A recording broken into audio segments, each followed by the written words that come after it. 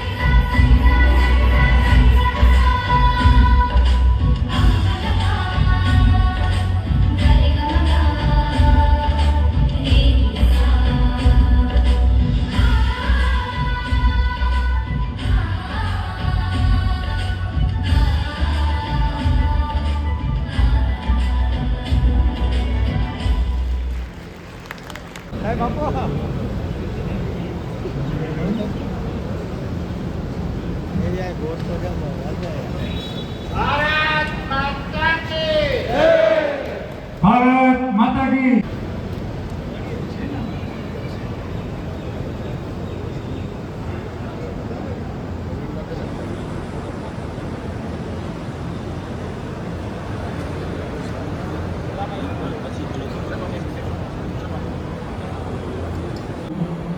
Memento અને પુષ્પગુચ્છથી સન્માન કરીએ છીએ. હું વિનંતી કરું આપણા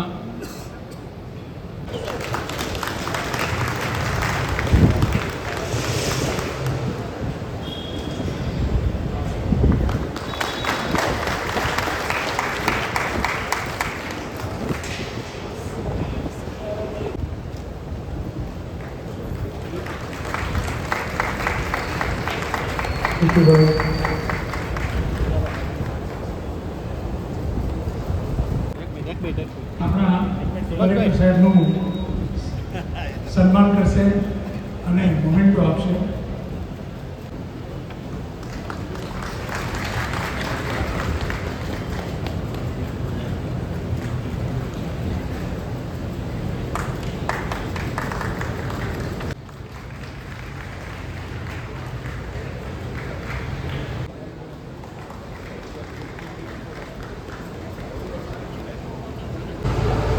એક મિનિટ આ બધું એક સેકન્ડ.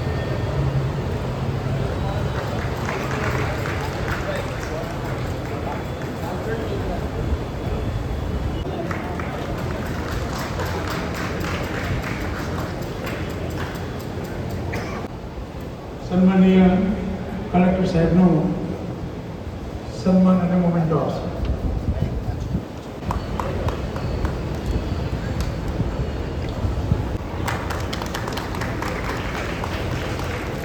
ગીર સોમનાથ જિલ્લા દૂધ ઉત્પાદક સંઘ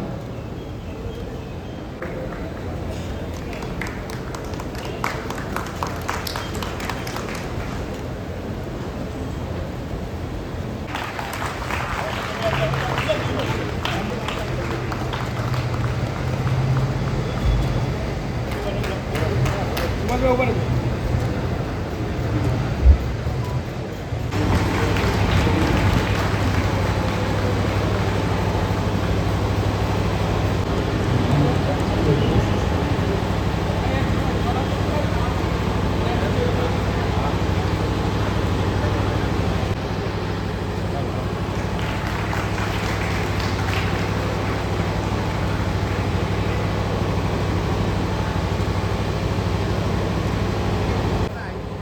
સમસ્ત બ્રહ્મ સમાજ કોડીનાર હોય તો આવી જાઓ.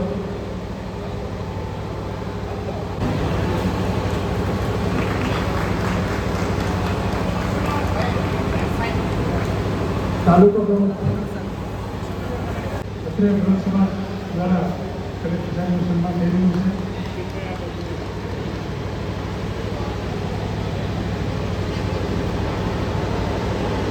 સાહેબ સાહેબ પાછળ સીડી 116 સાહેબનું સન્માન કરશે સુભાષભાઈ ડોડિયા.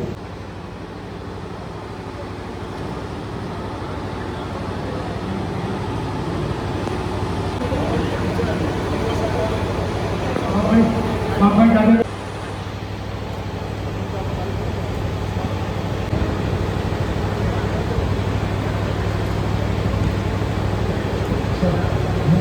આપણા ધારાસભ્ય શ્રી ડૉક્ટર પ્રદ્યુમનભાઈ રાજા, આપણા અંશસ્થ સર્વે ઉપસ્થિત આપણા નિમંત્રણને માન આપીને પધારેલા સન્માનનીય અધિકારીશ્રીઓ, આગેવાનો, સર્વે ભારતીય જનતા પાર્ટીના લોકો, આ બધા જનું આ માનનીય કલેક્ટર સાહેબ, ધારાસભ્ય શ્રી અજયભાઈ,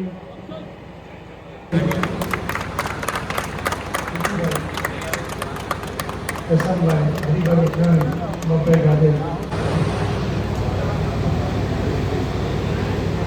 भारत माँ की जय कहना अपना सौभाग्य समझता हूँ, अपना जीना मरना सब तेरे नामे तिरंगा करता हूँ.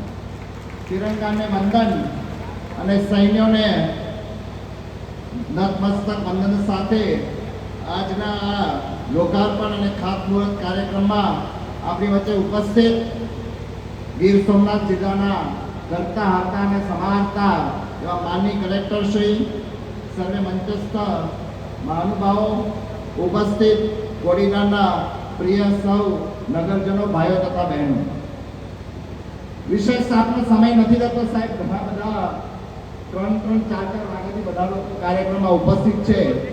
હું મારું થોડુંક ટૂંકમાં પ્રવચન કરું એની પહેલા આપ સૌને હું વિનંતી કરું છું કે માનનીય કલેક્ટર ઉપાધ્યાય સાહેબને આપણે બધા તાળીઓથી એટલા માટે વધાવીએ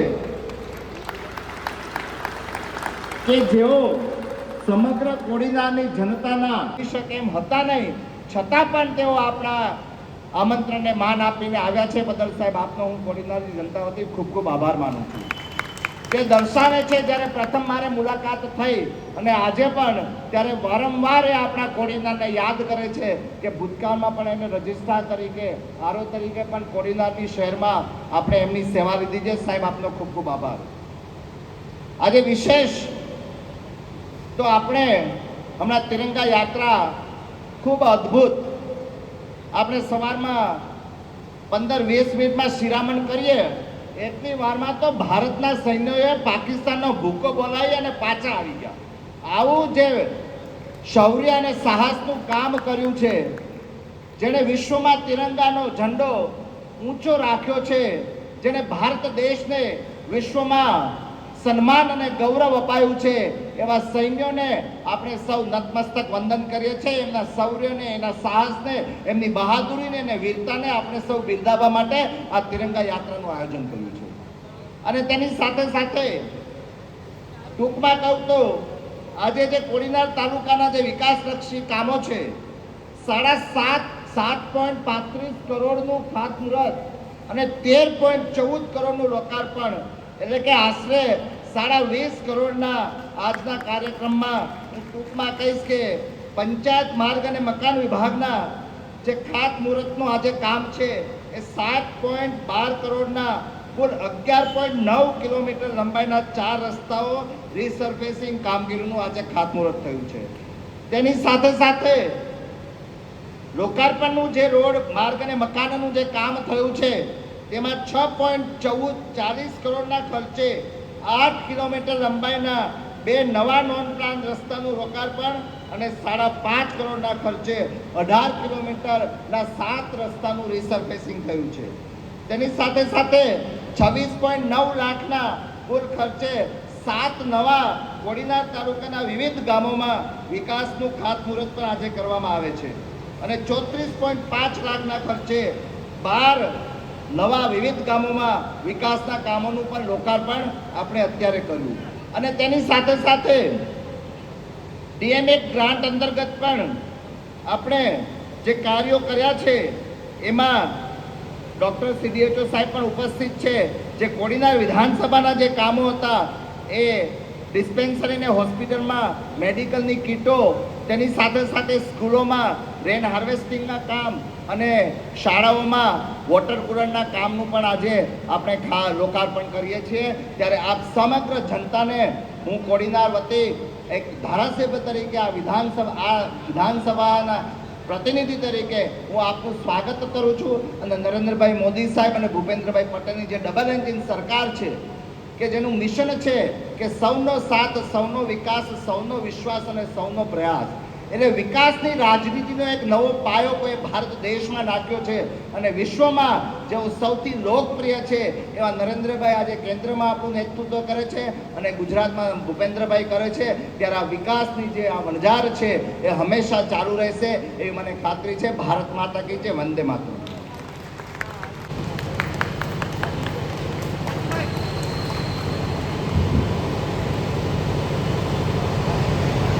કોડીનાર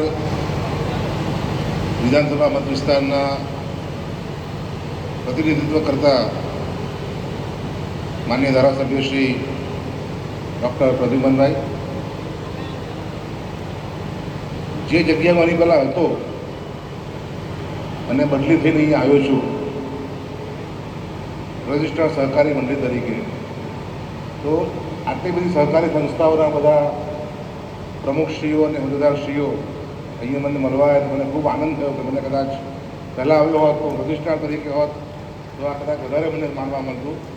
આજે પણ આપણા પ્રાંગણમાં બેઠો છું તો આ તમામ સહકારી સંસ્થાના આગેવાનો, મંચ ઉપર બિરાજમાન તમામ શ્રેષ્ઠીઓ અને સૌથી ઉપર જેના માટે આપણે આ કાર્યક્રમ કરીએ છીએ, જેના માટે આ બધા કામો કરીએ છીએ, તે આ વિસ્તારની જનતા જનાર્દન. જુનાગઢ જિલ્લામાં આવું તો કોડીનાર મારું બીજું ઘર હોય એવું લાગે છે. કારણ કે આ પહેલાં પણ જ્યારે હું અહીંયા હતો જુનાગઢ જિલ્લામાં, અવિભાજિત જુનાગઢ જિલ્લામાં, ત્યારે અવારનવાર કોડીનાર મને સરકારી કામે આવવાનું થતું. એ વખતે કદાચ જુનાગઢથી અહીંયા આવતા મને 3 થી 3.5 કલાક થતા.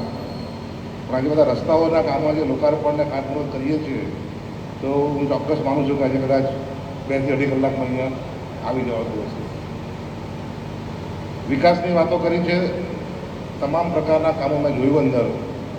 મને ખાસ તો આનંદ એ થયો કે CHCમાં સેલ કાઉન્ટર્સ, બીજી સેટ્સ, આરો કમ કુલર, આવા જે પાયાના રોડ રસ્તા તો બધા બનતા જ રહેવાના છે, પરંતુ લાઇટ જાય જેમ આપણે અત્યારે અનુભવ્યું. PHCમાં કે CHCમાં પેશન્ટ ગયું હોય, બીમાર હોય અને લાઇટ ના હોય તો શું હાલત થાય.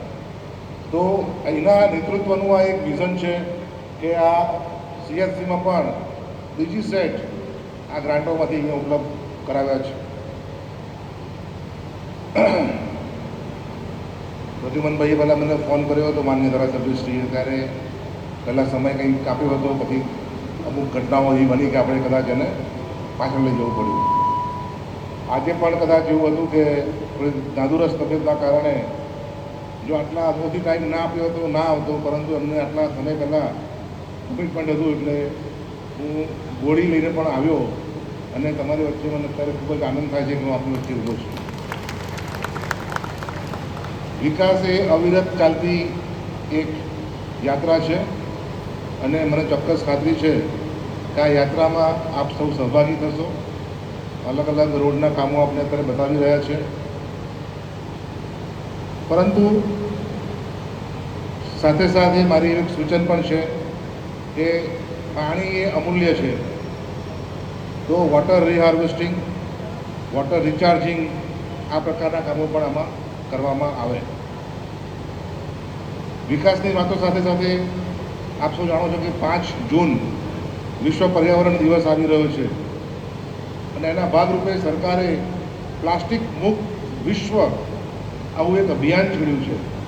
તો આ તબક્કે હું એ પણ આપની પાસેથી હું અપેક્ષા રાખીશ કે આટલા બધા શ્રેષ્ઠીઓ અને સમાજના આગેવાનો છે તો આપણા ઘરમાં પ્લાસ્ટિકનો વપરાશ બંધ થાય અને એના બદલે જે આપણી જૂની પદ્ધતિ હતી કે કાપડની થેલી લટકાવી જતા હવે એ કાપડની થેલીનો ઉપયોગ પાછો ચાલુ કરવામાં આવે. તબિયતના કારણે વધારે હું અત્યારે સમય નથી લેતો, પરંતુ ફરીથી આપ સૌને ખૂબ ખૂબ શુભેચ્છાઓ. આટલા સરસ કામો થઈ રહ્યા છે, ભવિષ્યમાં બી આવા બધા કામો થતા રહેશે અને આપ સૌ એના સાક્ષી બનશો, આપ સૌ એને માણશો. જય હિન્દ, જય ભારત. ઉપસ્થિત આપણા સૌના જેઓ હમણાં જ ગીર સોમનાથનો કલેક્ટર તરીકે પદભાર કરે છે એવો ઉપાધ્યાય છે, આપણી વચ્ચે ઉપસ્થિત ગીર સોમનાથ જિલ્લાના નવનિયુક્ત પ્રમુખ ભાઈ શ્રી સંજયભાઈ પરમાર, આપણા ઉત્સાહી, હોશિયાર અને ડબલ ગ્રેજ્યુએટ નહીં પણ ડબલ પોસ્ટ ગ્રેજ્યુએટ એવા આપણા સૌના આદરણીય પ્રદ્યુમનભાઈ વાજા સાહેબ, નગરપાલિકાના ઉપપ્રમુખ શિવાભાઈ સોલંકી, ઉપસ્થિત સૌ હરિકાકા, શિવાભાઈ, સુભાષભાઈ, દિલીપભાઈ, માનસિંહભાઈ, હરિભાઈ અને ઉપસ્થિત તાલુકામાંથી અને શહેરમાંથી પધારેલા સૌ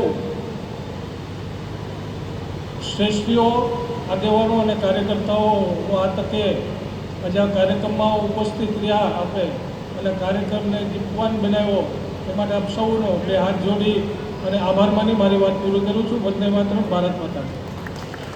રોજ રાત્રિના 9 કલાકે આ કાર્યક્રમમાં પધારવા વિનંતી છે. સ્પર્ધકોને પણ વિનંતી છે કે લગભગ એના માટેનું હશે. મારી ધારાસભ્યશ્રીઓ